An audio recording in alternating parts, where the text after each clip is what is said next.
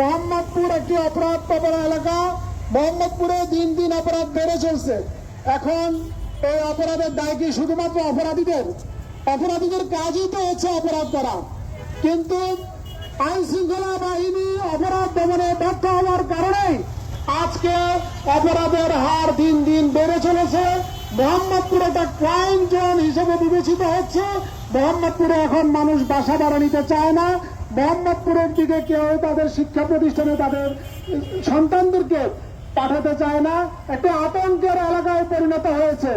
আপনারা দেখেছেন যে নির্বাচনের আগে যখন কোনো সমস্যা হতো, যখনই কোনো প্রবলেম দেখা দিত, বিরোধী দল বলতো যে নির্বাচন দেন তাহলে কিন্তু সমস্যার সমাধান হয়ে যাবে।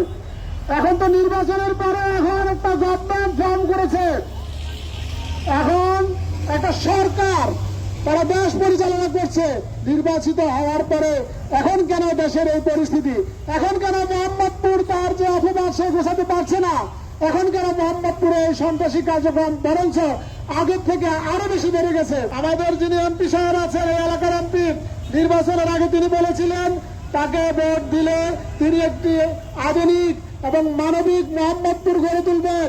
তিনি বলেছেন যে একটি নিরাপদ জনপদ গড়ে তুলবেন।